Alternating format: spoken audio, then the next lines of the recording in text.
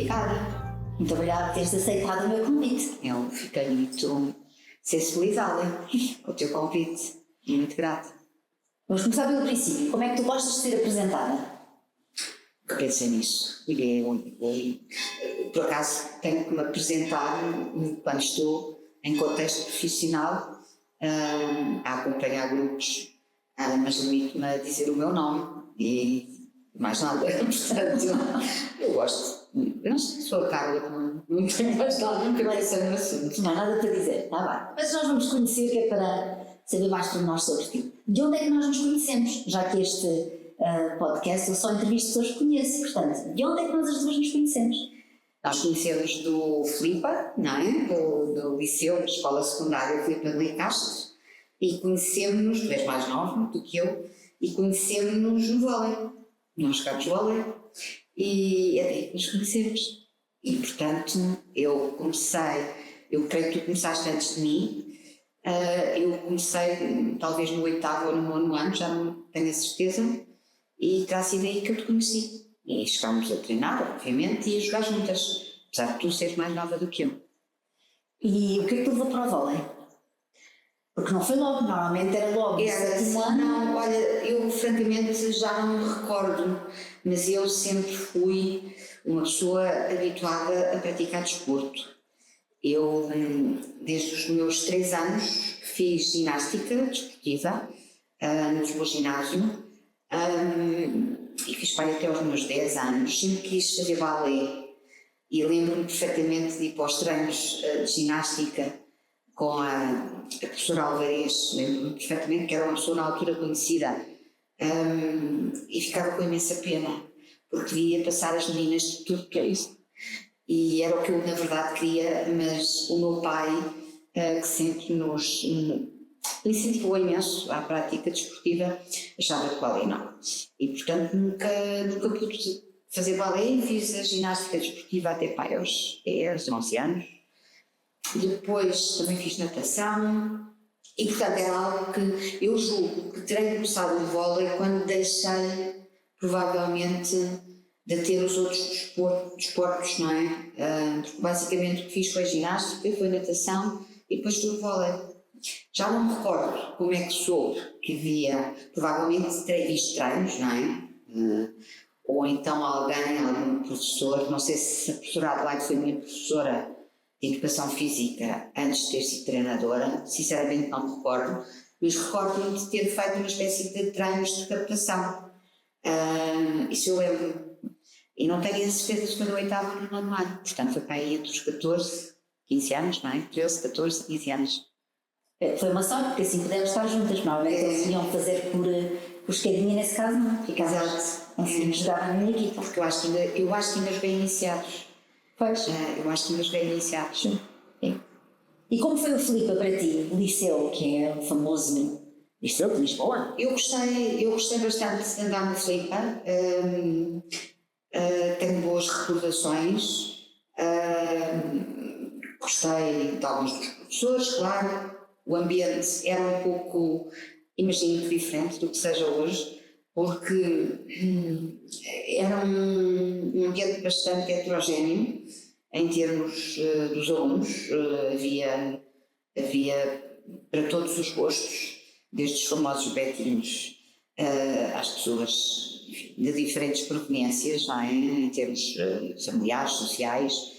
E as turmas, eu andei sempre na mesma turma do 7º ao 9º, e depois quando mudei, não é? Quando tínhamos que escolher as áreas, a partir do 10º mudei também naturalmente de turma.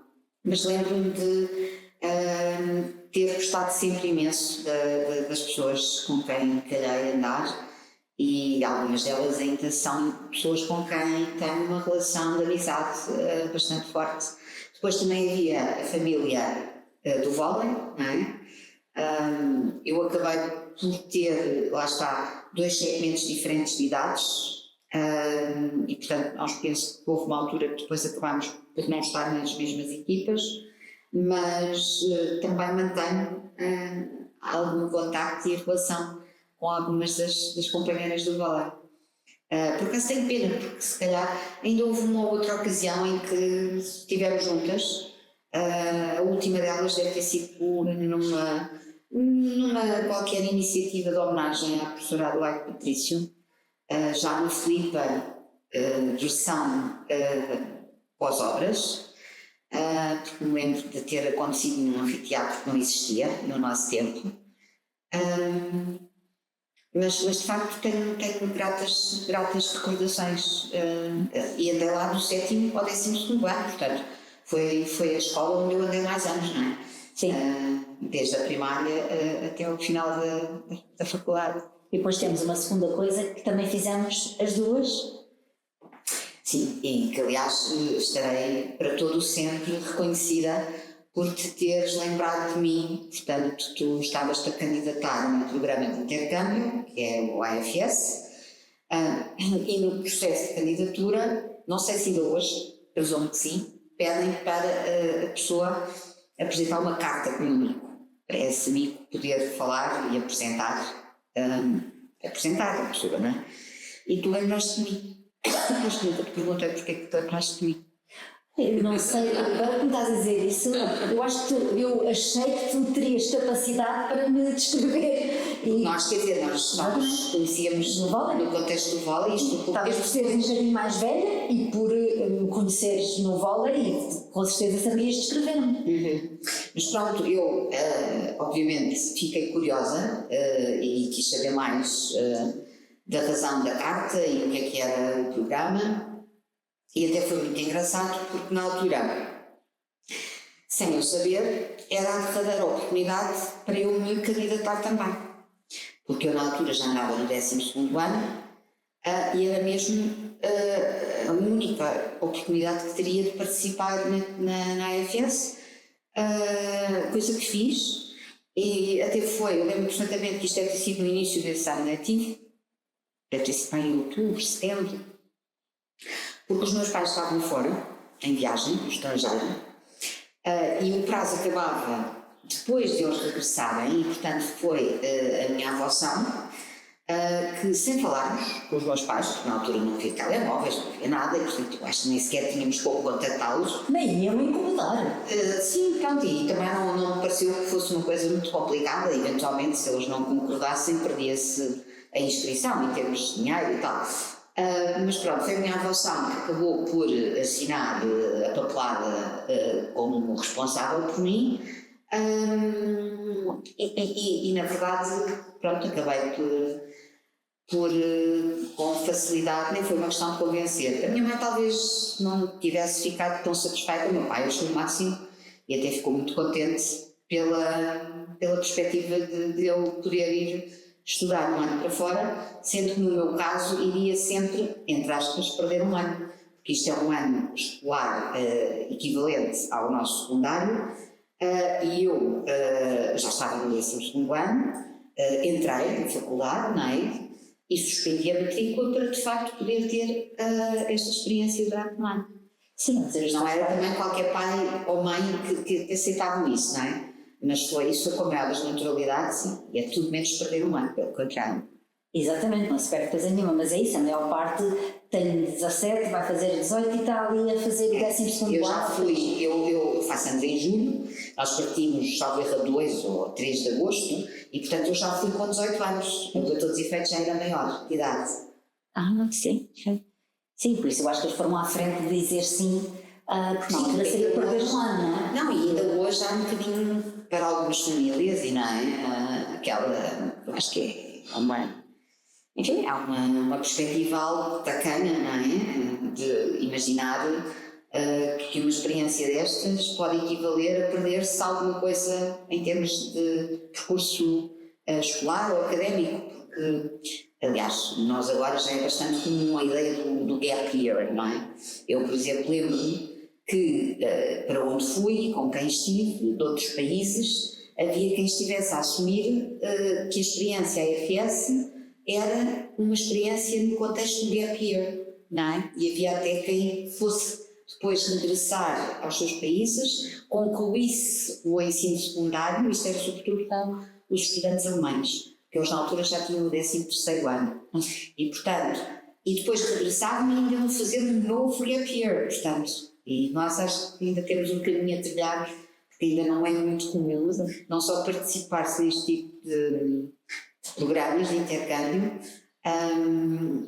como também fazer-se esta espécie de intervalo, não é? Entre fases de escolaridade. E eu acho que isso é absolutamente fundamental para o crescimento pessoal e também escolar, porque a experiência que nós tivemos, no nosso caso, fomos para os Estados Unidos, nós já falávamos inglês, mas de facto isto é um programa que dá para ir praticamente hoje em dia para todos os continentes, e temos amigos, como te lembras, não é? Que foram muitos deles para países europeus com línguas ainda hoje algo estranhas, e de facto, nem que seja a aprendizagem de uma língua nova, não é? Para quem foi de facto para esses países, e nós no nosso caso aprofundando aquilo que já sabíamos de inglês, viemos lá praticamente bilíngues. Hoje em dia, obviamente, não praticando, eu pelo menos já não me sinto de todo bilíngue, mas também é engraçado, porque há qualquer coisa, não é? Em termos cognitivos, que nós formatamos certamente o cérebro, e eu ainda hoje, há 2 anos estávamos a falar nisso, há pouco, quando estive nos Estados Unidos durante cerca de 3 semanas de férias, há um chip interno em que depois tu voltas, e passado, não diria umas horas ou uns dias, mas voltas a entrar na dinâmica da linguagem e voltas a sonhar de inglês, que era, eu lembro, quando nós fizemos todo o processo de orientação, não é? para este ano, lembro-me de algum dos nossos monitores dizer que quando nós começássemos a sonhar na língua do país de acolhimento, que era sinal de que de facto já estávamos completamente imersos na experiência. Como foi para ti estar em Fargo, North Dakota? É engraçado porque nestes processos que antecipava e antecipa a ida no programa, nós temos a entrevista à família, não é? Depois da fase da seleção, os monitores vão-nos entrevistar em contexto de família, e eu lembro-me de perguntar, então, para onde é que gostavas de ir, onde é que gostavas de ser colocada, já na expectativa de ser nos Estados Unidos. Eu lembro-me da única coisa que disse foi, eu gostava, não tenho assim uma preferência, só gostava de não ficar longe do mar. E de facto, Fargo, North Dakota, é um dos estados do famoso Midwest, não é? E acho que não podia estar mais longe do mar. Ou seja, eles ouviram na altura. Não sei se teve alguma influência, mas de facto foi um privilégio, e é daquelas coincidências felizes que eu tenho tido ao longo da minha vida, porque deu-me a oportunidade de conhecer este país, que no fundo são múltiplos países, não é? Certamente que as experiências serão diferentes conforme os estados onde tu vais e, sobretudo, conforme as famílias onde tu acabas por ficar. Mas a experiência foi avassaladora, logo pelo facto de o clima ser completamente diferente, não é só a questão da distância do mar, porque isso se calhar depois acabei até por não sentir assim tanto, mas a questão do clima sim, não é? Porque é um clima continental e portanto muito quente no verão, mais quente até do que em Portugal, 40 graus, praticamente zero de umidade, e depois no inverno, em que cheguei a ter menos 40 negativos. Porque como aquilo é numa daquelas zonas de grandes planícies, não é? Vem desde o Canadá até lá abaixo ao Golfo do México, o vento é brutal e portanto, apanhava-se às vezes alturas em que a temperatura era mesmo avassaladora. Não, eu nem sequer, eu já não me lembro se na altura já tinha visto neve. Não tenho ideia, se tivesse visto teria sido na Serra da Estrela e portanto não teria nada a ver com aquela realidade. E isso foi uma coisa muito impressionante, de facto.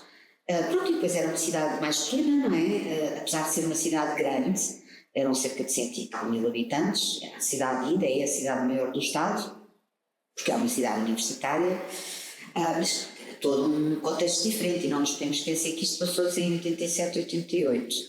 E a realidade de Portugal na altura, portanto estávamos em democracia há pouco mais de 10 anos, E Portugal era ainda muito pouco desenvolvido a vários níveis e, portanto, ir para os Estados Unidos, mesmo que fosse para aquele sítio, no meio da dita parvoícia, era tudo diferente, não é? Era tudo diferente, não é? E foi de facto uma coisa marcante, ainda hoje. Como te marcou? Marcou-me a muitos níveis, para já marcou-me pelo facto de todo o processo, não é? De preparação, que foi muito interessante. Hoje sinto isso retrospectivamente, porque de facto nós passámos por vários patamares de orientação para nos preparar. De facto é uma experiência que é muito interessante, mas que é dura, não é? Afinal, independentemente de eu já ter 18 anos, éramos uns miúdos, não é? E eu viver fora de casa, naquelas circunstâncias, durante praticamente um ano, sem as facilidades de comunicação que hoje temos. Porque na altura, aliás, era uma das coisas, nós tínhamos regras, deveríamos seguir, não sei se toda a gente foi muito cumpridora, eu fui. E portanto havia a regra de não podermos ligar para casa, tínhamos de facto a comunicação era só por cartas, basicamente. Eu lembro-me de ter recebido a primeira chamada dos meus pais, lembro-me perfeitamente, estava preparado para ir para a escola, depois também havia a questão da clivagem horária, não é? Havia cerca de 6 ou 7 horas de diferença horária. Eu lembro-me de estar a tomar banho para ir para a escola e não sei se o meu pai ou a minha mãe americanos me terem chamado a avisar que tinha uma chamada. Isso foi uma coisa que ainda hoje me lembro, quer dizer, ouvir ao fim de alguns meses, porque havia a regra de desejavelmente não haver contato telefónico antes do Natal. E portanto isto terá sido já depois do Natal, ou seja, cerca de 4 meses depois da nossa partida. E ouvir a voz, não é, do meu pai e da minha mãe pela primeira vez, assim, inesperadamente, foi uma coisa que marcou mesmo. O mesmo, também lembro da primeira vez que falei com uma, na altura, minha grande amiga, que estava em Los Angeles, que era a Helena, e eu lembro-me de ter feito uma collect call, que era uma coisa que não existia, não é, em Portugal, que era nós podíamos ligar pedindo para a pessoa poder pagar. E lembro-me de ter feito isso na escola porque tinha acabado de saber que tinha havido um terremoto em Los Angeles. Na altura não se sabia ao pormenor, não é? O que é que se passava, e lembro-me de ter ligado e também, pronto, lembro-me de ter sido essa a primeira vez que eu ouvi, ao fim de não sei quanto tempo, porque trocávamos cartas, mas pronto, e isto de facto é interessante hoje, com a facilidade com que nós nos vemos e falamos a distâncias, não é? Podemos estar do outro lado do mundo e estar aqui como se nada fosse. Naquela altura não era assim. E isso de facto era. Todos estes momentos foram momentos marcantes. Assim, às vezes falamos, percebemos só depois. E depois tiveste a enorme, acho até a hombridade de depois fazeres parte da direção da EFS Intercultural em Portugal. Não, sim. Como é que foi isso? É que nem todos nós, por exemplo, eu não me envolvi, eu acho isso extraordinário, porque é uma associação de voluntários. Sim, eu regressei e como muitos outros tornei-me voluntária da associação.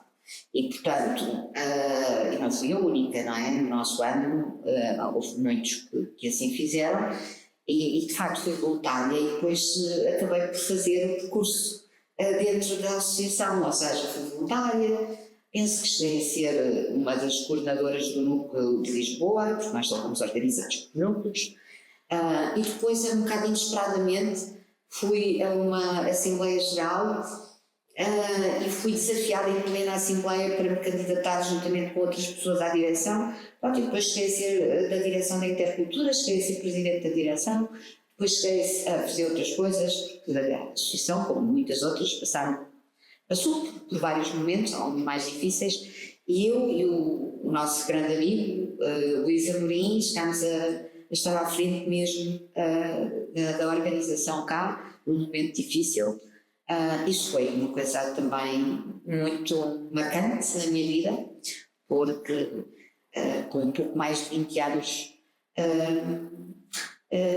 vimos na necessidade participar em processos dramáticos. Eu descrevi pessoas, por exemplo, pessoas mais velhas que nós, com experiência profissional, eu na altura andava na faculdade. E, portanto, tudo isto era feito em contexto de voluntariado, não é? Mas foi, de facto, muito importante e depois, participando como monitora naqueles processos de seleção e de orientação, conheci imensa gente, não é? Quer participantes, quer famílias, quer estudantes estrangeiros que vinham para Portugal e, de facto, é uma grande família, não é? Nós ainda hoje falamos da família AFS, alargada e mais particular, e, de facto, é uma grande família e é uma oportunidade que é pena que seja para uma minoria, porque acaba por ainda hoje, nós vamos este ano assinalar os 70 anos da AFS em Portugal. Eu tive o privilégio de ser desafiada a estar num grupo, uma espécie de grupo, para organizarmos as celebrações e de facto é pena, porque ainda é um programa pouco conhecido. Por vezes tem uma certa conotação de elitismo por causa dos valores que estão associados, embora desde sempre a Associação tenha feito um esforço bastante grande para arranjar formas de financiamento que permitam atribuição de bolsas, algumas delas mesmo a 100%, para aquelas pessoas que de facto não têm a possibilidade de pagar os programas, mas de facto, pronto, nós já somos bastantes, por acaso isso é uma das coisas que temos curiosidade em levantar, é a quantidade de pessoas que ao longo destes 70 anos já participaram, mas acaba por ser ainda uma ínfima minoria. E mesmo que a experiência hoje tenha contornos diferentes, não é? Eu penso que isto, até porque vivemos tempos medonhos, uma das premissas, um dos grandes objetivos, uma das missões do American Field Service, que começou exatamente em contexto de uma grande guerra, da Primeira Guerra Mundial, com voluntários que conduziam ambulâncias, voluntários americanos que conduziam ambulâncias, sobretudo em França, para transportar as vítimas, não é, da guerra, e que depois evoluiu exatamente para a necessidade de educar para a paz, através da multiculturalidade, não é? E da aprendizagem intercultural.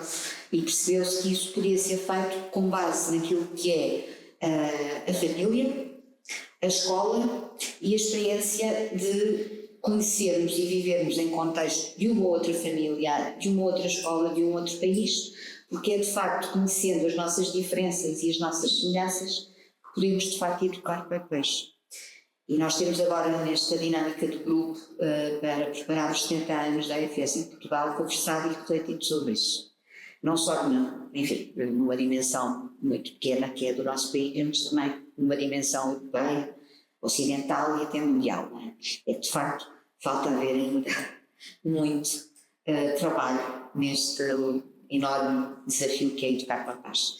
E que é, de facto, percebermos que, quando conhecemos os outros nas suas dimensões básicas de ser humano, e quando percebemos que todos nós somos de facto iguais nas nossas, naquilo que ansiamos, naquilo que sonhamos, nas dificuldades que temos, isso é que é o nosso grande denominador comum como humanidade, não é?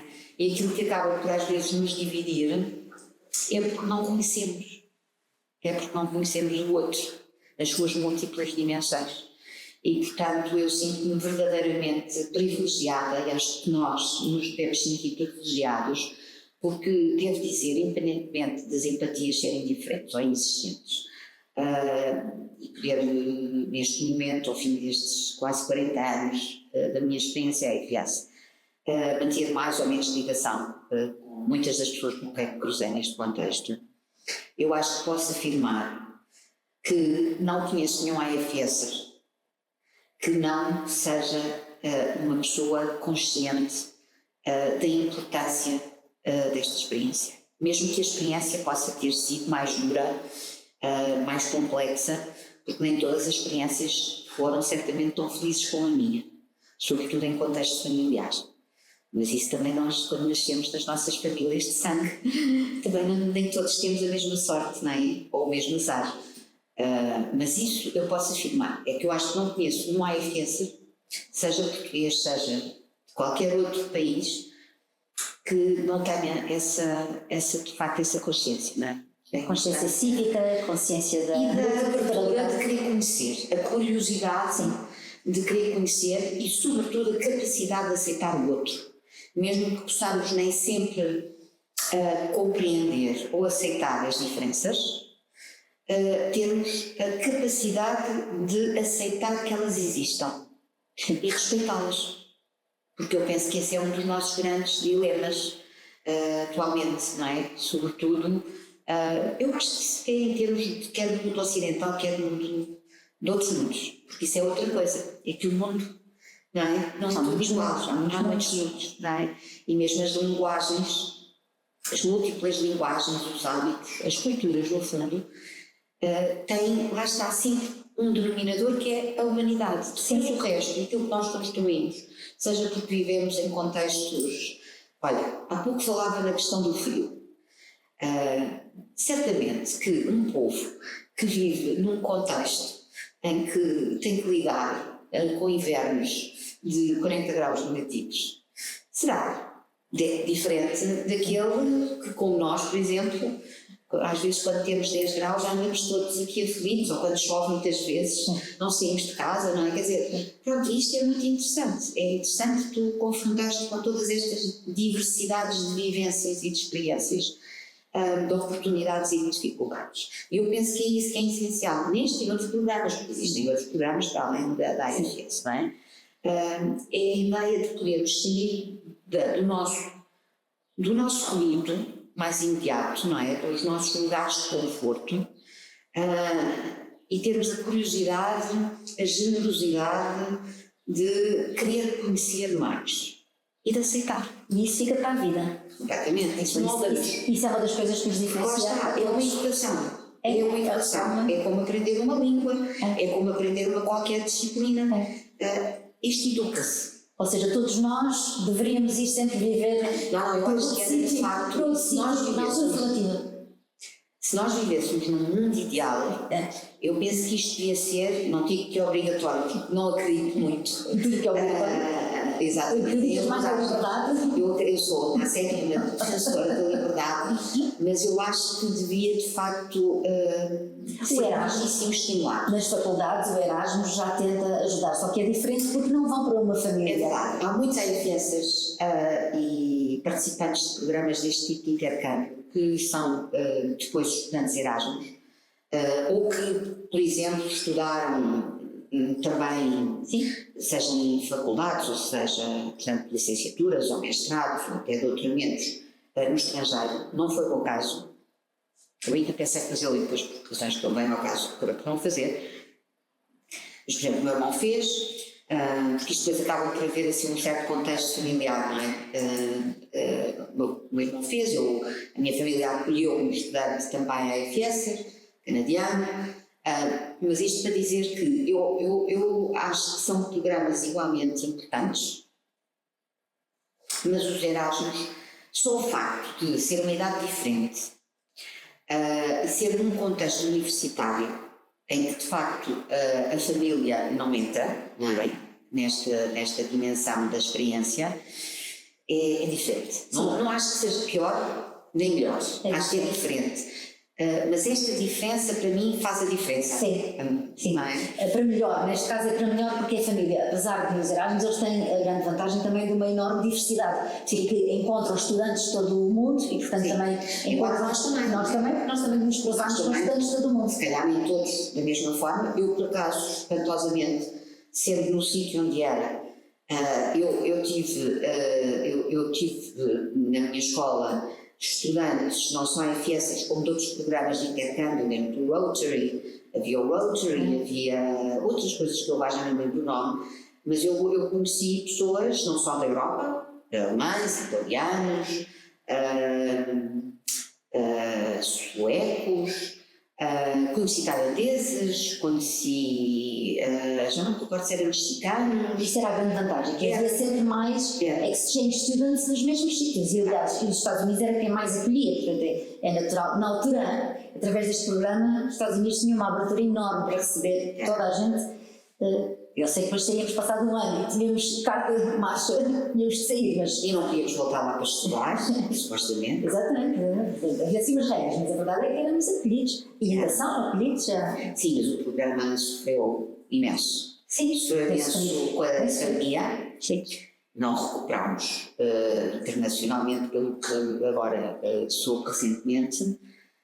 Nos Estados Unidos, então, em outro contexto atual, Porque é uma tristeza. Até porque, já agora estamos a falar disto, isto é feito voluntariamente, as famílias acolhem voluntariamente e não são pagas para acolher ninguém, não é? E também não é fácil, evidente que é mais difícil, não será certamente qualquer família que financeiramente consegue acolher mais um elemento da sua família, e é suposto fazê-lo como se fosse outro. Aliás, nós somos pais e filhos, sim, irmãos. O que é estranho, não é? Para quem não é. A IFS era estranho, ainda hoje, sobretudo pessoas já assim, a entrar na terceira idade, falarem, o meu pai é americano, ou a minha mãe, ou o meu irmão, não, assim. Qual é a ligação? E no meu caso, eu de facto tive essa possibilidade. E depois voltaste e tinhas entrado na faculdade e seguiste História da Arte? Sim, eu na altura suspendi, portanto, porque eu entrei logo na faculdade, mas estava lá, suspendi a matrícula e quando regressei fiz a faculdade, eu tinha... Porquê História da Arte? Já tinha sido escolhida? Já. Qual a razão? Já, a razão é muito simples, eu sei.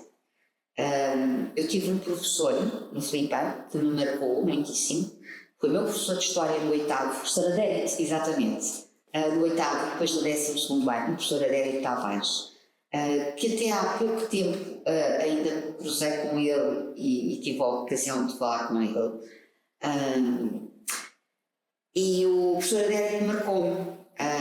Eu sempre gostei imenso de História, mas de facto ele marcou-me pela forma como dava as aulas e sobretudo pela forma absolutamente inovadora à época, que infelizmente continuaria a ser ainda hoje, porque eu acabo por ter uma profissão que me permite ter essa noção. Nunca fui professora, nem quis ser professora, mas sou uma profissional do museu na área da educação, trabalho no serviço educativo do museu, mas de facto ele tinha uma abordagem absolutamente extraordinária nas aulas e um dos focos dele era de facto a arte e a história da arte, e muitas vezes através do ensino da história da arte, e no 12º então, e no 12º ano, em termos curriculares, dava-se muito a questão da história social, da história da família, da história das mentalidades, e ele de facto utilizava os múltiplos objetos artísticos como gatilhos para a introdução do currículo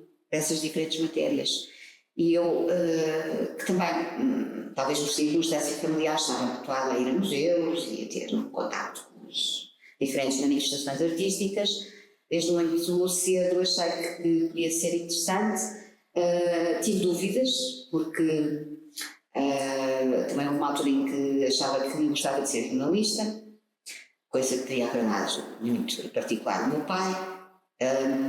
Também pensei nas relações internacionais, que era um curso novo na altura, e pronto, olha, depois acabei de facto um pouco não, eu acho que foi sobretudo por ele, pelo professor Adérito, que acabei por concorrer e concorri mesmo só a história, na altura era História, variante de História da Arte, porque ainda não havia. Tais eram as boas notas, podias escolher só uma e nem tinha nada a ver com o que hoje em dia se passa, não é? Não, sim, conseguimos entrar no terreno. Não era assim tão difícil entrar em História, nem na História da Arte. Eu andei na altura era ainda a Universidade Clássica, não é? A Universidade de Lisboa, mas era a Clássica, nem na Faculdade de Letras. Também não quis ir para a Nova, na altura. As pessoas às vezes gozavam comigo, não quiseste ir para a Nova por causa da matemática. Não, porque eu fui ver o plano de curso e na altura a Faculdade de Letras, na variante de História da Arte, permitia-nos ter no fim da licenciatura 12 cadeiras de História da Arte, enquanto que na Nova só havia uma cadeira de História da Arte por ano e só tínhamos 4 de História da Arte ao fim da licenciatura. E eu achava que aquilo não me correspondia de todo, porque eu a história em geral achava interessante, mas o que me interessava de facto era a história. O que mais te encanta na História da Arte? A arte para mim é intrínseca ao ser humano, mesmo que não tenhamos consciência disso. Há muitas pessoas que se equivocam quando dizem eu não tenho jeito para isto, eu não tenho jeito para aquilo, seja pintura, seja escultura, seja a música, seja a dança, qualquer manifestação artística, mas na verdade eu acho não, quer dizer, é comprovadamente uma manifestação da humanidade, não é? Porque somos a única espécie que de facto tem esta capacidade de se manifestar através das múltiplas artes.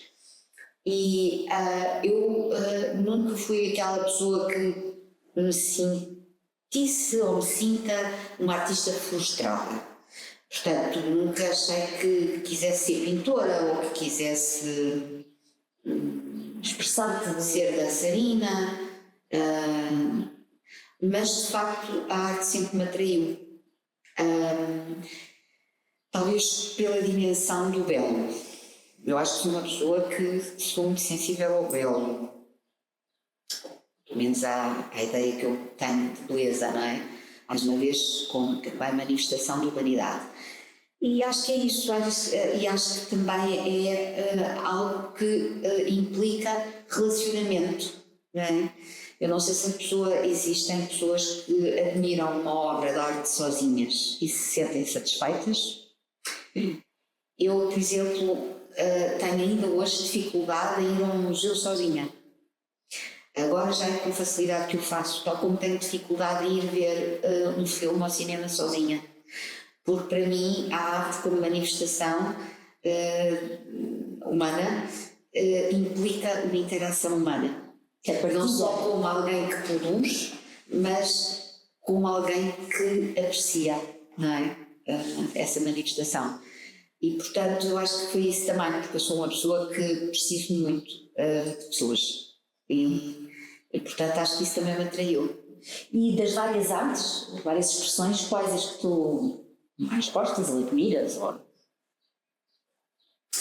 Eu acho que tenho alguma dificuldade em escolher, sobretudo hoje, quando ao fim de já há mais de 3 décadas em termos profissionais de trabalhar em serviço educativo, eu acho que admiro-as todas, sinceramente, porque acho que é na dimensão da produção, não é? E da técnica pura e dura.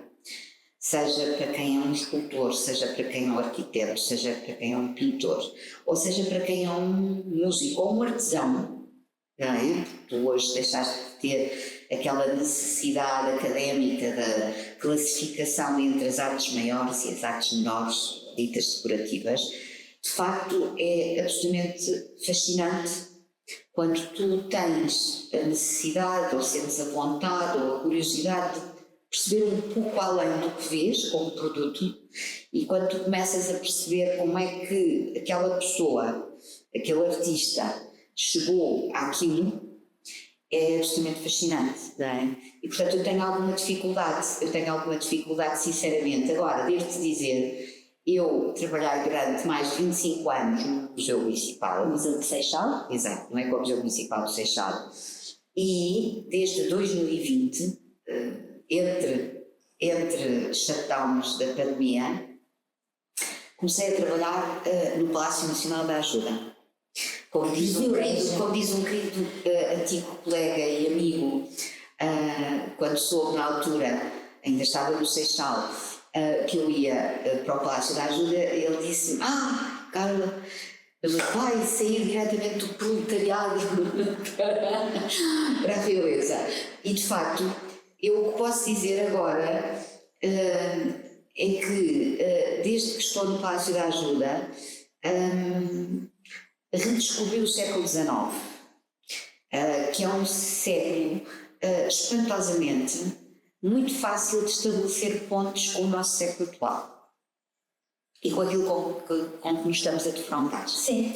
E que, de certa forma, até por causa dos contextos políticos, não é? Da época, em que se sai e se abandonam os regimes absolutistas e entra-se nos regimes liberais, isto no mundo ocidental, e depois com todas as dinâmicas que advêm, não é? Da fase da Revolução Industrial e de tudo o que surge de inovação em termos da técnica e da tecnologia. Eu acho que hoje o facto de, há uns anos para cá, nos currículos escolares, se ter privilegiado a matemática, as ciências e o português, mas sobretudo as ciências, e descurado todas as outras áreas, em particular a história, se calhar explica porque é que estamos hoje a viver um mundo medonho, não é? Os tempos medonhos que estamos a viver. Porque é de facto... É a compreensão do passado. É porque nós todos, acho que quase todos se lembram de alguém, nem que seja a professora da primária, ou em algum momento nos terem dito, a história é importante porque é conhecendo o passado que conhecemos perceber melhor o presente e construir o futuro. Exatamente. E isto não é, de facto, algo vazio de significado. Acho que é mesmo importante, tal como a experiência da multiculturalidade, da interculturalidade, de aprender, não é, a diferença e a semelhança dos outros, o tempo, não é? Estudo do tempo, exatamente, e daquilo que são as múltiplas e dos próprios povos, não é? E da história das diferentes civilizações e tal. Nós às vezes, eu costumo às vezes, não sou eu, quer dizer, estou a reproduzir o que já certamente li e ouvi muitos outros, mas de facto a ignorância é sobretudo triste pela arrogância, porque geralmente uma pessoa quando conhece, quando sabe mais, e não é só em contexto académico, não é? É também de vivências múltiplas de vida, costumam ser mais arrogantes, costumam ser menos humildes, porque quanto mais tu sabes e quanto mais experiências tens, mais capacidade tens de perceber. Mais sabes que nada sabes. Exatamente. E que ainda há tanto para saber. Quem não sabe que há tanto para saber, acha mais coisas, não é? Quem se expõe à aprendizagem... E tem mais certezas, quando na verdade, quanto mais rico tu és de experiências e de conhecimento, menos certezas tens. E hoje nós vivemos... tempos em que há demasiadas pessoas com demasiadas certezas. E se fossem certezas boas, talvez não fosse mal. O problema é que as certezas que estamos, não é, a viver não são das melhores na humanidade nem para o mundo. Não é? E é muito interessante porque tu acabas por, estás a viver este presente, mas tens diariamente, vais ao passado. Como é que é essa experiência, não é? É muito interessante e é muito desafiante, não é? Até porque é impossível sabermos tudo, conhecermos tudo. Eu também, tendo o privilégio de gostar muito do que faço, não é? Profissionalmente, e isso, portanto, ajuda-me a tudo o que faço em contexto profissional ser com imenso gosto, com imenso prazer, não é?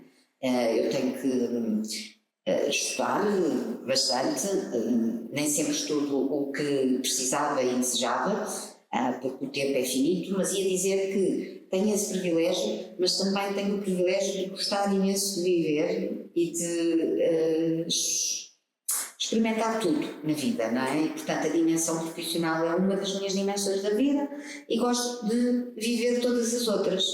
Pronto. E também gosto às vezes de não viver nada, portanto, mas de facto é interessante poder permanentemente fazer quase diariamente estas viagens no tempo entre um passado e um presente. Um típico regresso ao futuro. Até porque o futuro muitas vezes aparece também diariamente nos públicos com quem trabalho. Como é serviço educativo, vocês recebem grupos diariamente, como é, por cidades. Não só recebemos, como nós programamos, não é? Nós temos que programar e implementar vários tipos de atividades para diferentes tipologias de público.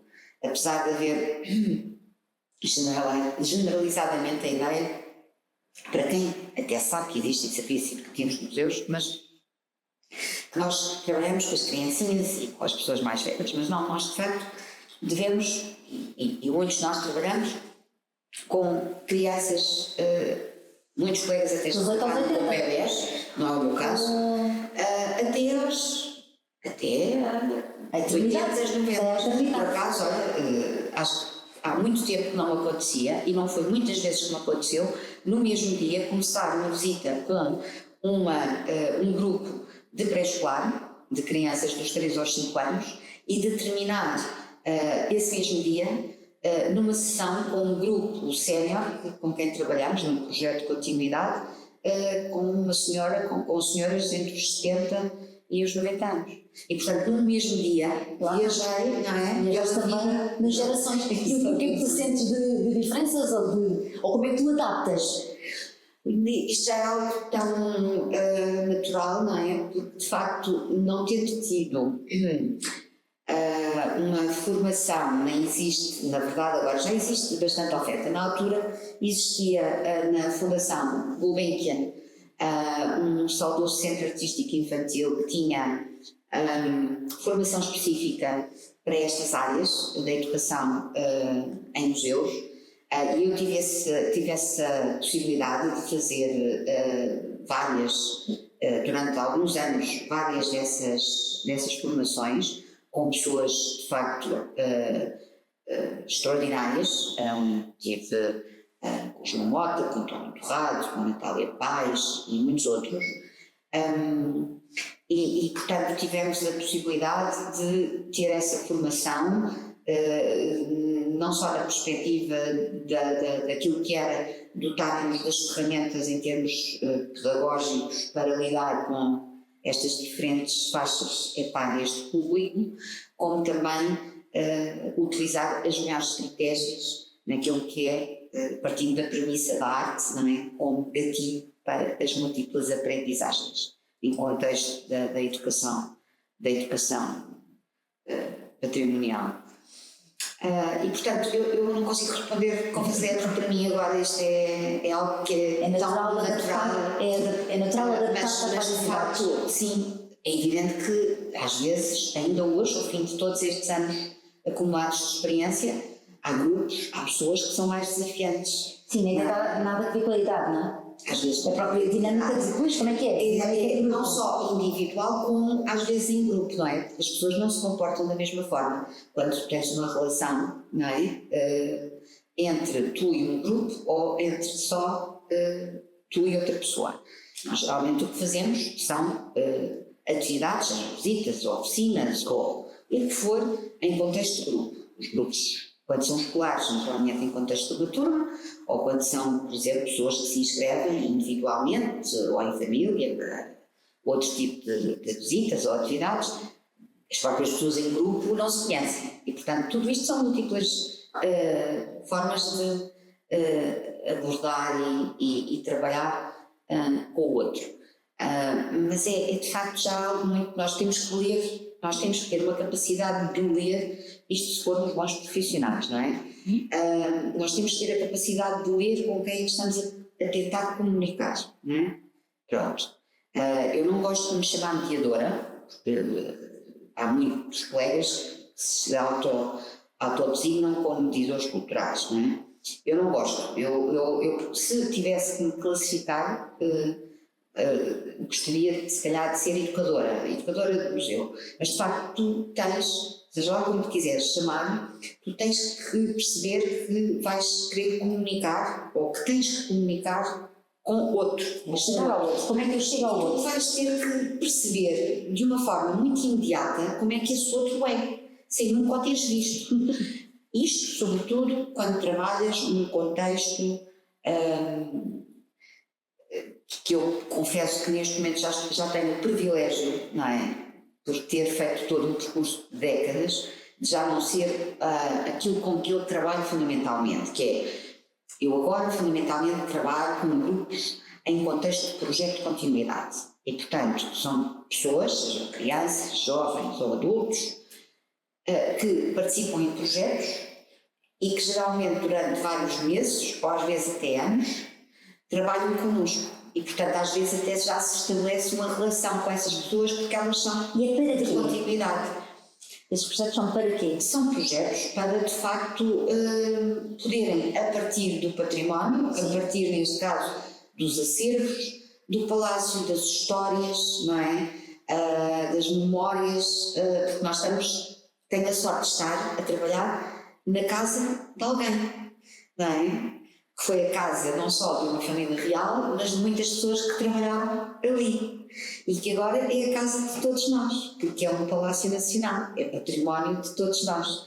E, portanto, o que nós fazemos é educar. E pode ser educar num contexto de complementaridade com a educação formal, e, portanto, acolhemos grupos de escolas que, seja para aprofundar ou para introduzir determinado tipo de temáticas das disciplinas convencionais, mais imediata é a história, mas pode ser a matemática, ou pode ser uma qualquer disciplina artística, ou pode ser uma qualquer outra, não é?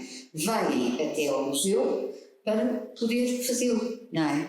E, portanto, isso é de facto muito interessante e tu podes também educar papás dentro do Palácio da Ajuda. Tenho a certeza que o estás a fazer. E o que é que tu mais gostas? Porque isso é um privilégio, não é? Porque tu vês muito mais e conheces muito mais de uma casa, que foi uma casa importantíssima em Portugal, vês tudo também o que o público não vê. O que é que tu mais gostas do Palácio? Também é difícil responder assim imediatamente a essa pergunta, porque, para já, eu só estou lá há 6 anos, não é? Tenho colegas que já lá estão há décadas e penso que têm ainda também esse sentimento de é inesgotável, não é? É inesgotável, é de facto difícil achar que conhecemos tudo ou praticamente tudo. Ainda hoje, ao fim de 6 anos, quase diariamente somos surpreendidos com novidades. E algumas são mesmo surpreendentes. Agora, para mim é de facto o privilégio de, comparando com um museu mais convencional, não é? Estar a viver verdadeiramente num sítio onde outras pessoas viveram e trabalharam.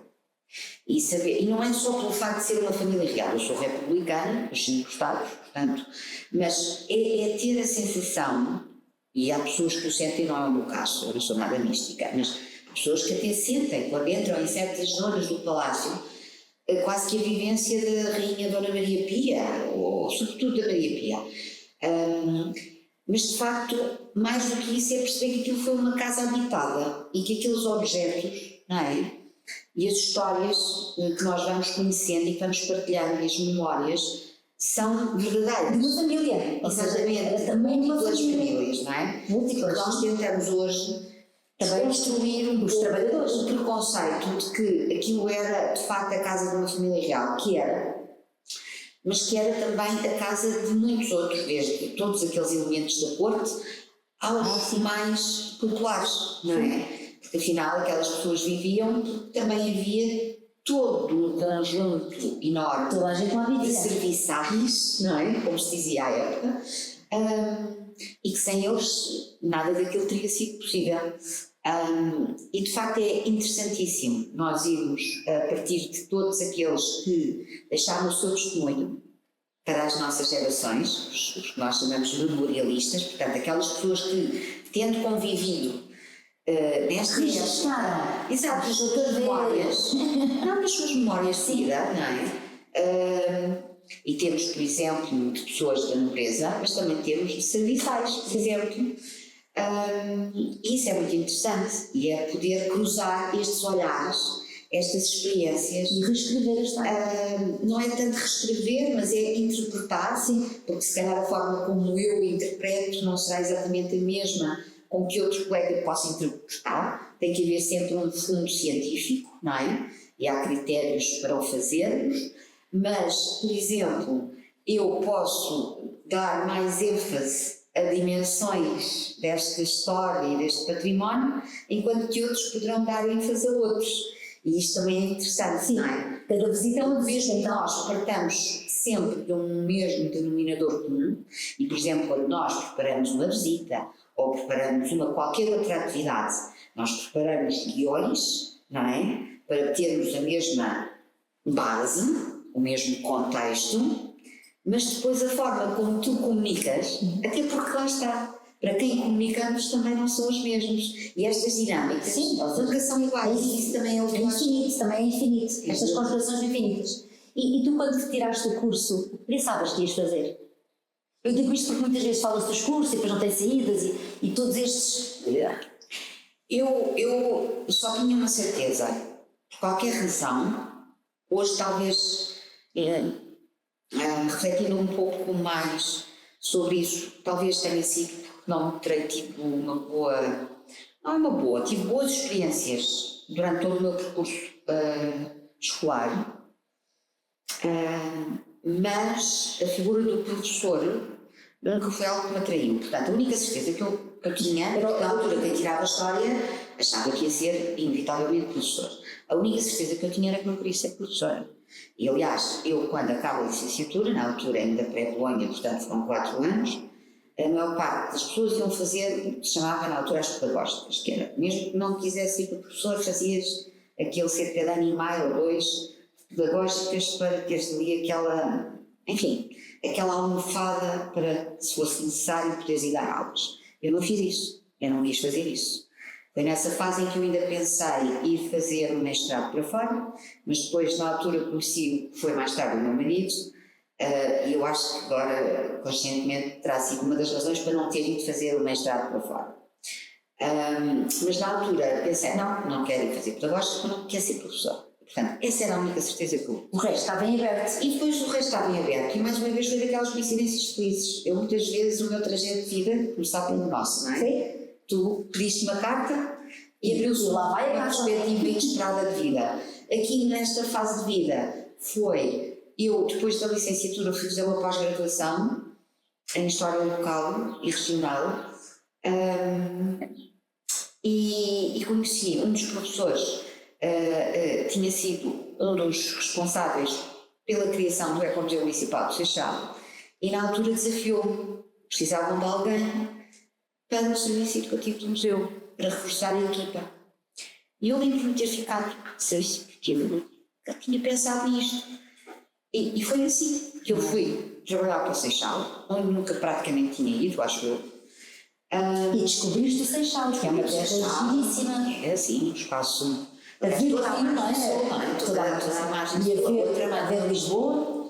E, portanto, depois andei mais de 25 anos da vida a atravessar o rio, não é? Porque eu sou uma lisboeta já de terceira geração e, portanto... De verão e de inverno. Exato. Como é a travessia de Telge? É interessante. Eu comecei por ir de transportes, depois, quando casei e comecei a minha vida familiar e fui mãe, a sair de carro, porque precisava de ter a facilidade de me deslocar rapidamente, caso fosse preciso, por causa dos miúdos. E depois voltei já naquela que foi a minha fase final de trabalho lá, aí de transportes. E é diferente, não é diferente de atravessar a ponte, é diferente de atravessar o rio de barco, mas é muito fácil. As pessoas, o rio às vezes, sobretudo para quem é de Lisboa ou da margem norte, é como que um obstáculo intransponível, e as pessoas atravessam o rio todos os dias. E agora então, os catamarãs, que eu ainda sou da fase em que eram especiais mesmo para o Seixal ou para o Montijo, e até para... E é um trajeto giro. É muito bonito e era um privilégio. Se andar de barco, hoje andei de barco, não é? Hoje andei de barco, amanhã vou andar de barco. Sim, e aliás eu fiz muitas milhas náuticas, não só porque atravessava para ir trabalhar e para regressar a Lisboa, mas também porque o Ecomuseu Municipal de Seixal integrava no seu projeto embarcações tradicionais do Tejo, e portanto uma das minhas tarefas também era fazer também passeios temáticos. Eu nesta altura já andava bronzeada, nesta não, ainda era um bocado cedo, mas já era no início da época de começar a fazer passeios. E pronto, e conheci toda esta zona metropolitana numa dimensão que nem todos conseguem ter. Foi também um privilégio. Eu só tive privilégios. Exatamente. O que é que tu mais gostaste do Museu de Seixal? E quais são as características que a maior parte das pessoas não... Eu gosto sempre geralmente das pessoas, não é? Tive a sorte de trabalhar com pessoas de quem, pronto, gostei bastante de trabalhar, umas mais do que outras, mas isso faz parte. Mas então hoje, olha, por acaso é uma coincidência também, amanhã vou lá voltar para almoçar com algumas dessas. Não, por acaso não, vou com mais 2 colegas com quem muitas vezes dava boleia no trajeto de carro. Vamos de carro, até para depois ter facilidade em fazer outras coisas. Mas isso é um dos problemas da Margem Sul ainda hoje. Eu comecei a trabalhar no Seixal em 1993, já na altura era terrível para quem não tivesse carro circular naquela zona da área metropolitana, e apesar de, entretanto, já ter surgido o metro, já ter surgido o comboio, continua a ser mesmo difícil. A rede de transporte é insuficiente face às necessidades, portanto há muito carro particular. Sim, e as pessoas devem fazer. Nem que seja para edifícios, para ir até à estação. Porque até há não muitos anos, até andar de comboio era um luxo, porque se pagava de passe 100 e muitos euros para vir de Setúbal, por exemplo, para Lisboa. Só muito mais recentemente é que houve finalmente quem tivesse percebido a importância de.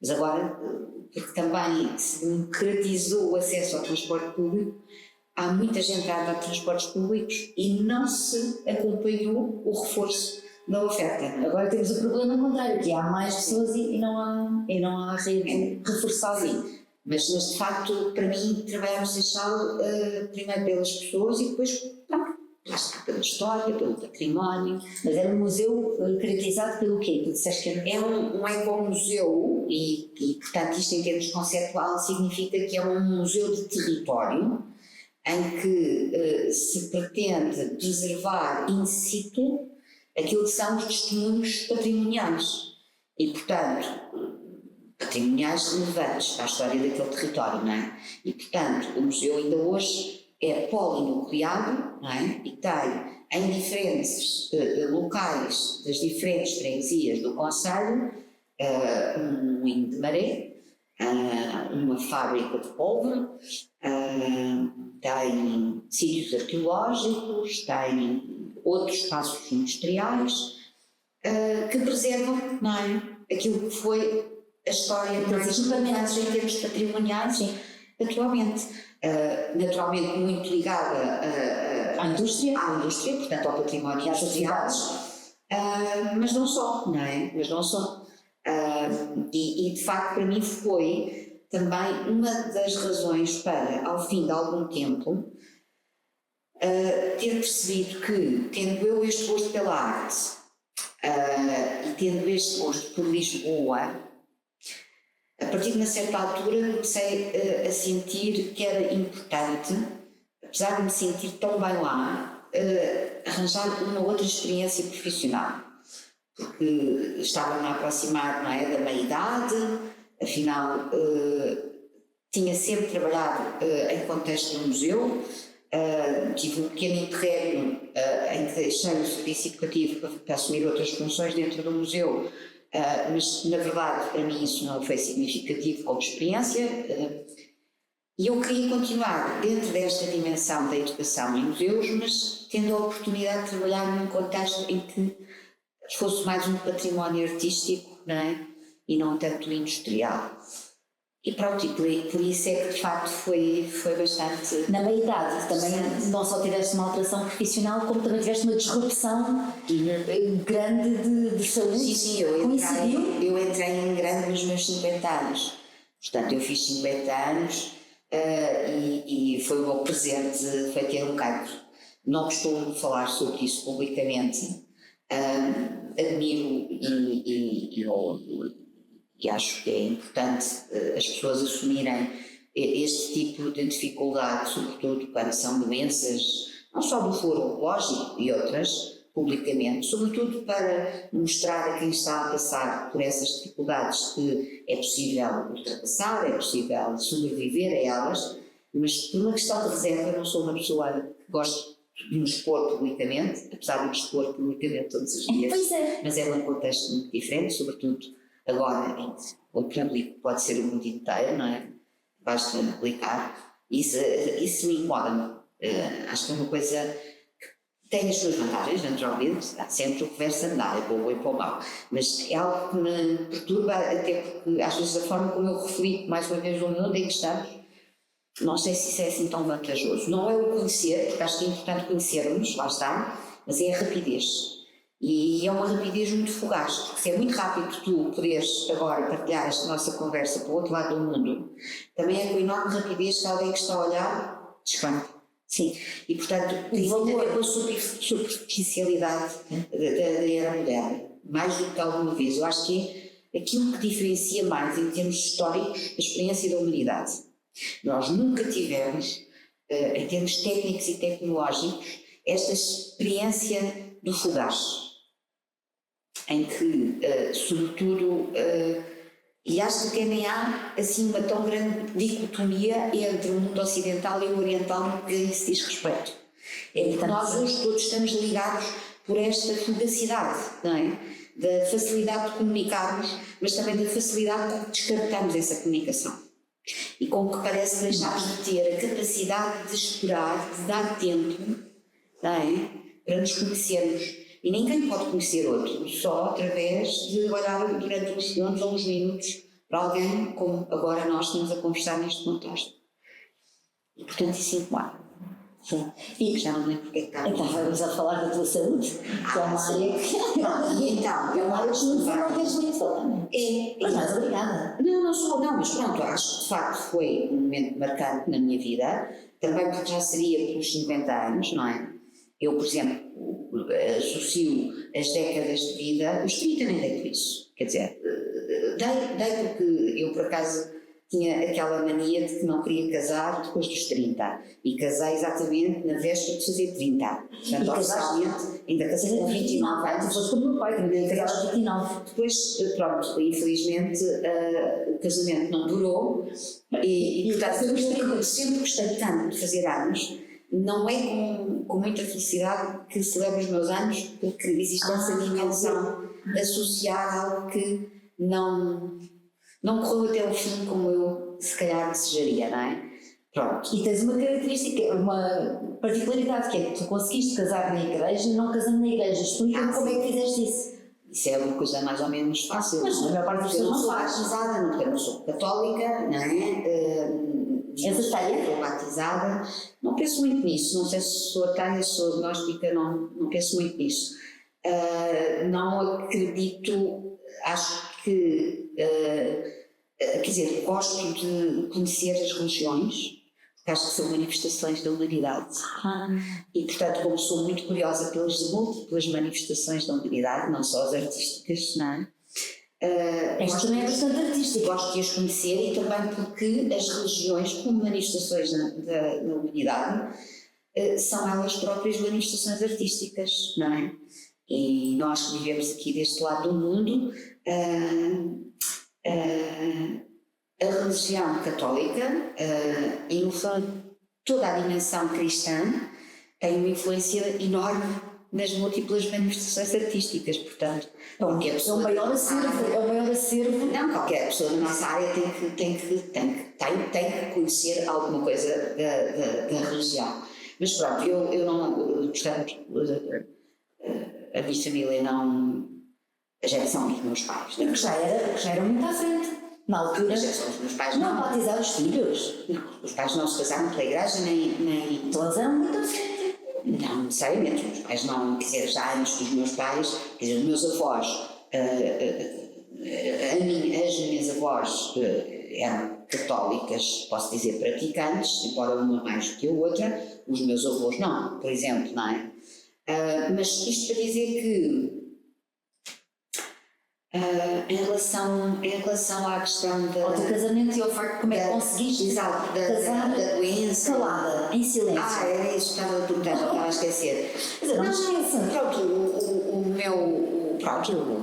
meu então namorado e futuro noivo e marido fazia muita questão de casar pela igreja, porque é uma daquelas pessoas que achava que não fazia sentido ser um funcionário público a casar.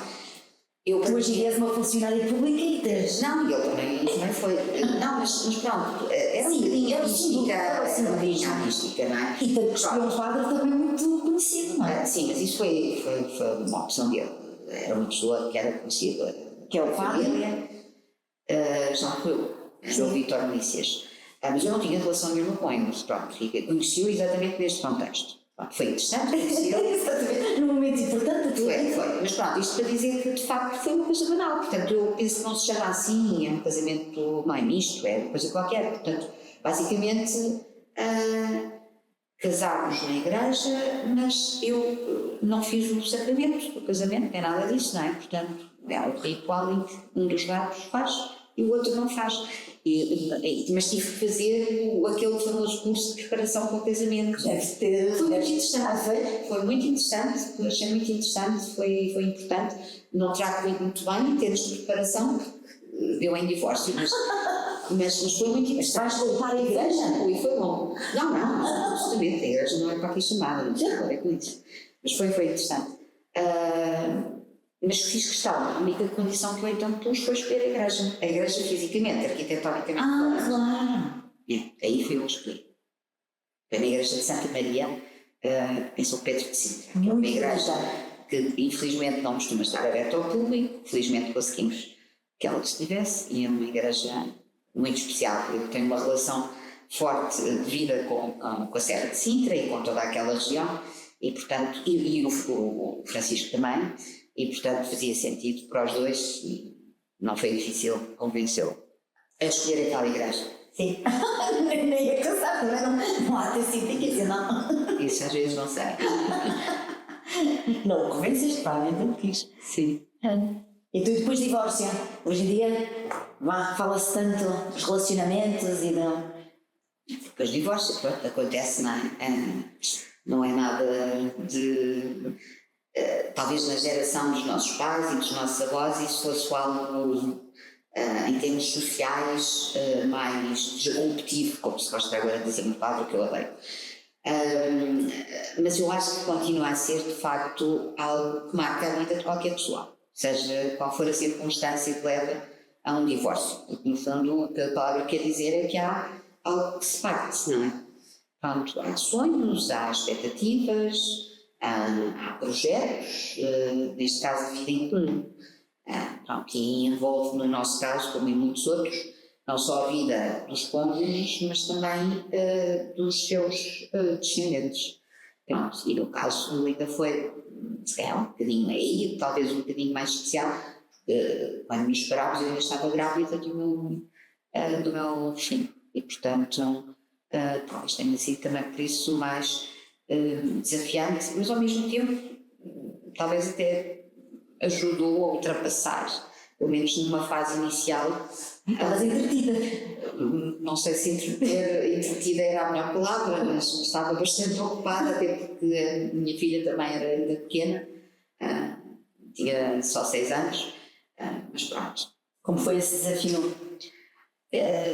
Na altura nem pensei muito no assunto, quer dizer, era o resolver o imediato.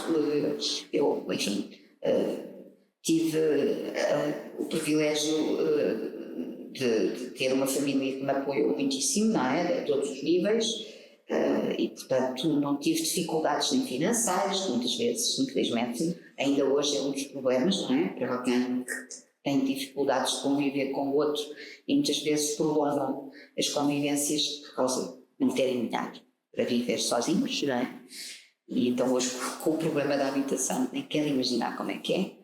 Porque hoje, quer dizer, vendes uma casa de família, se divorcias e depois não é com facilidade que arranjas alternativas, não é? Mas pronto, não tive essas dificuldades, felizmente, para mim e para os miúdos. A convivência com o meu ex-marido também foi sempre civilizada. Tivemos momentos em que estivemos mais próximos, outros em que não estivemos tão próximos, mas portanto também não posso dizer que fosse uma dificuldade para ela. Portanto, eu acho que tive que viver como muitos outros homens, mulheres e homens, esta coisa de separar. E pronto, e é algo que levas para a vida, não é? No meu caso, eu não, como se costuma dizer, refiz a vida nessa dimensão. E portanto, enfim, não tenho outra experiência. Há quem tem, não é? E quem tem depois a possibilidade de ter, se calhar, a felicidade de lá está, quis encontrar a primeira e não conseguiu. Eu, no meu caso, não consegui a primeira e nem sequer nem tive, nem me imagino sinceramente a ter. Eu, por acaso, só muito recentemente é que li um livro do Paul Auster que se chama Caderno Vermelho, que é muito engraçado porque são pequenos contos em torno de uma ideia que é a ideia da coincidência feliz. Eles desenvolvem esta ideia. São contos muito simples, muito... E então eu estava a ler aquilo e fez luz, e eu acho que, na verdade, pelo menos a minha vida, e acho que se calhar não é só a minha, mas pronto, para já posso dizer que a minha vida é uma espécie de conjunto de coincidências felizes. Pronto, repito, a coincidência de tu conhecer-te, tu queres ir para a AFS e precisares de uma carta de amigo e me teres pedido, a questão do vôlei, a coincidência também, não é? Percebes? E eu acho que, de facto, estou vendo essas coincidências todas. Agora perdi-me porque eu estava a falar nisto por causa da questão do divórcio. De não experimentar os outros relacionamentos. Exatamente, pronto. E portanto não penso no assunto, é isso. Isto é a cabeça. Estamos aqui ao vivo na questão da memória e da meia-idade. Sim, e no meu caso, para não querendo justificar, mas o facto de ter feito uma série de tratamentos por causa do cancro acelera o processo da meia-idade e das questões da memória e das questões cognitivas, porque isto da pessoa andar acumulas, não é colocado e não sei o quê. Não, eu noto, para além da meia-idade, não é? E como tens tu vivido com o pós-doença? Porque como está? Eu tenho vivido normalmente com o pós-doença, exceto numa dimensão que é a dimensão do peso. Nós, na minha idade, mulheres, não é? E com a menopausa, umas mais que outras, mas vivemos as mudanças associadas a essa fase da vida. Mas eu, pelo menos, porque sei que há muitas outras que não, mas eu, pelo menos, acho que isso, no meu caso, ainda teve uma dificuldade acrescida, que foi a questão, pronto, os tratamentos, a medicação que fiz, não é? Não consigo às vezes olhar para mim e rever-me fisicamente, porque desde os meus 50 anos que tu, pai, 10, eu agora não me peço, portanto nem sei quanto é que me peço, mas tu, pai, 10 ou 15 quilos mais gorda. E portanto isso é a única dimensão com a qual eu não consigo conviver. Sim. Pós-doença. Sim. Tu tiveste essa circunstância que também não é nada comum, que é não foste a única pessoa que passou mais ou menos pela mesma altura. Não. E isso é de facto uma coisa que acho que ainda é um bocadinho dura falar, porque a minha mãe, na mesma semana em que eu tive alta oncológica, a minha mãe teve o diagnóstico dela também de cancro da mão. E infelizmente, no caso da minha mãe, o desfecho não foi igual. E portanto, é muito estranho. Estavas em recuperação, não é? Sim, portanto, a minha mãe depois ficou com o cancro. Ou seja, isto é muito mais prevalente do que nós achamos. Não, por acaso não há uma incidência genética. Aliás, isso foi uma das primeiras preocupações. Não, no meu caso não seria porque era hormonal, no caso dela sendo um triplo negativo, podia haver uma incidência genética e não. Pronto, foi uma das preocupações para ela, despistar, para perceber se, pronto, no meu caso eu já tinha tido, mas tendo netas, não é? Ela queria perceber se iria haver essa questão e felizmente não. Mas pronto, no caso da minha mãe foi de facto um desfecho diferente e morreu. Portanto, vai fazer agora, dia 25 de abril, 3 anos. E é um tiroteio, não é? É um sorteio, nunca se sabe nem a quem, nem quem consegue. A minha mãe Já ter vivido muito toda a parte de acompanhamento. Sim, a minha mãe foi de facto um apoio bastante importante durante o período da doença e teve uma reação que não nos surpreendeu. Nós somos parecidas. Quando soube que tinha cancro, a primeira reação da minha mãe foi não querer a fazer nada, porque achava que ela tinha 70 e poucos anos na altura, achava que tinha vivido uma vida plena e tendo acompanhado o meu processo, não é? Doloroso. De lutar contra a doença, ela achava que não valia a pena. Não valia a pena passar por isso. Mas lá está. As coincidências. Pouco tempo depois, a minha mãe ter tido o diagnóstico, nós tivemos a feliz notícia do meu irmão e da minha cunhada ficarem grávidos.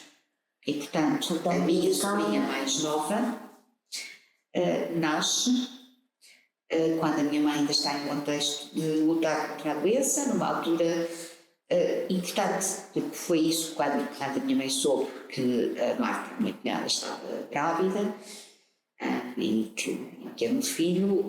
Eu penso que isso fê-la repensar. Isto foi tudo encadeado, portanto, isto foi tudo encadeado. E foi aí que, portanto, a fez pensar em ter pronto, sim senhora, vamos fazer alguma coisa. E, portanto, ela fez, pronto, fez tratamentos, etc. Pronto, e ainda teve a possibilidade de conhecer a neta. E pronto. Eu achava que tinha alguma coisa a ver com o cordão umbilical e as células estaminais, que às vezes não sei se isso ajuda em algum tipo de... Não, neste caso, não. Não faço ideia, não. No caso da minha mãe, nem a imunoterapia fazia sentido, em termos das terapêuticas, portanto. E como foi para o teu pai, que agora, uma vida de quantos anos juntos? Como é agora? Eles fizeram, deixa-me pensar, por mais de 50 anos, portanto, eles agora, se a minha mãe fosse viva, este ano fariam 58 anos de casados, portanto, eles já não chegaram aos 55, chegaram, não sei, isso também não se dá. Isso é uma das coisas, agora em termos a este nível, tenho dificuldade em fazer contas, cálculo mental rapidamente. O meu pai vai ficar muito triste. E ele que é um homem de... Sim, mas o meu pai teve que aprender a viver, literalmente, porque ainda por cima eles tinham uma relação muito próxima e nem é só pelo tempo que viveram juntos, não é? Era pelo tempo, as rotinas, pelo tipo de tempo que viveram juntos e de vida que tinham em conjunto. Viajaram muito, por razões profissionais e não só, viviam muito um para o outro, e o meu pai ainda era de uma geração em que ele foi criado naquele contexto do homem que era o centro do universo, em termos das tarefas domésticas, em termos das obrigações domésticas e familiares, e também pelo contexto de vida profissional que tinha, não é? Pronto, e portanto, é uma pessoa que estava habituado a não ter que pensar em nada, não é? E, portanto, quase com 80 anos, começar a ter que reaprender a viver, mas de facto... Conseguem ou não conseguem? Conseguem, claro que sim. Não sei se todos conseguem. Sim. Não é? Pronto, e penso que na dimensão emocional, não é? Penso que isso dificilmente. Aliás, foi uma das coisas que me marcou na forma como o meu pai também se deu a conhecer nesta dimensão. Foi de facto uma coisa muito dura para ele, porque a solidão, que é o que também muitas vezes isto implica, não é? Nos divórcios, nas mortes, entre pessoas que viveram, pelo menos uma fase da vida juntas, a solidão não é algo com que se lide com facilidade.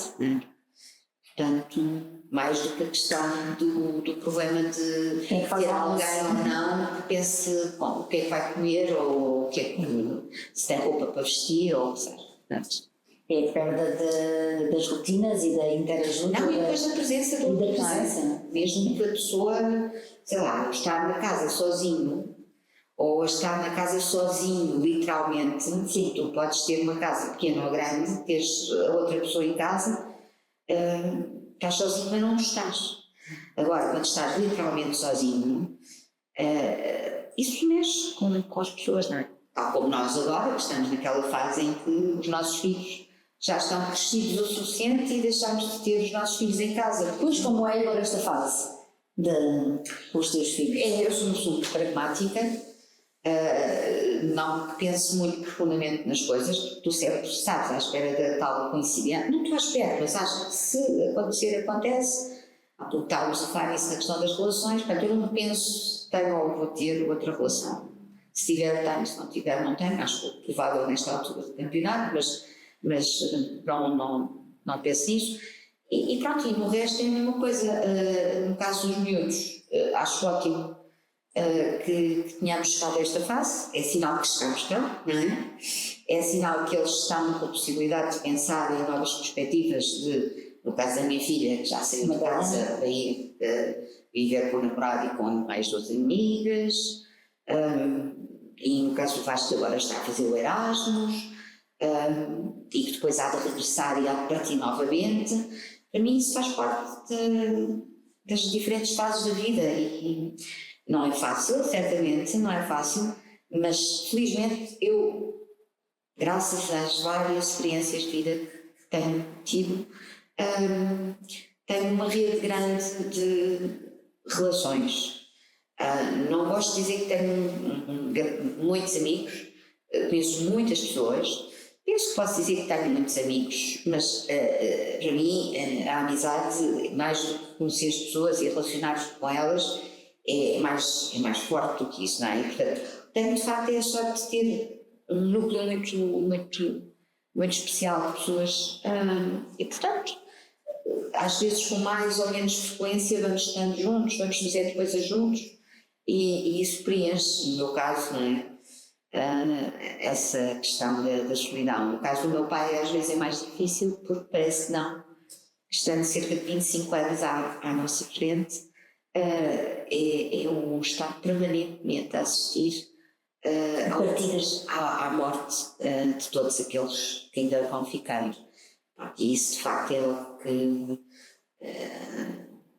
no meu caso já me aconteceu também, porque já tive muito precocemente e infelizmente a morte de grandes amigos, por exemplo o Pedro Adão. Exato. Mas sabes, eu acho que é a vida ou a natureza da vida numa espécie de eterno retorno, porque o Pedro morre 15 dias antes de eu dar à luz o meu filho, não é? Ou seja, esse período não foi nada fácil. Não. A separação e a morte do Pedro. Ou seja, pronto, há todo um, não é? Tal como esta história da minha mãe ter o diagnóstico quando a minha... Portanto, é interessante, quando nós temos às vezes a capacidade de viver estas múltiplas coisas na vida, pronto, Tens estado a assistir aos ciclos naturais. Pronto, e há tragédias, ou há dificuldades, ou há obstáculos, mas depois também lá está o outro lado, não é? E portanto, se nós tivermos essa agenda, se tivermos o bom senso de pensar que as coisas não podem ser vividas nem sentidas só numa dimensão, olha, não vai ser, não é? E se tu só tiveres uma escolha, qual é a tua escolha? O nome deste podcast é a minha My Choice, e por isso pergunto sempre no final aos meus convidados, se só tiveres uma escolha, qual é a tua escolha? Eu comecei por dizer que não sabia e era difícil, mas rapidamente percebi que não. É muito fácil a minha escolha. Eu escolho a felicidade dos meus filhos. Para mim é óbvio dos meus filhos, e quem diz dos meus filhos, de todos aqueles que me rodaram, não é? E também de todos, pronto, em geral. Não é por ser mais dinâmica, mas sim, é escolha a felicidade. Que todos possam ser felizes, tendo consciência de que é uma ambição desmedida, não é? Mas que possam, pelo menos, em algum momento, ser felizes, verdadeiramente felizes. Seja o que isso significar para cada um. Muito bonito. Isto não está a Muito bom. Já está? Já? Ah, pronto. Obrigada.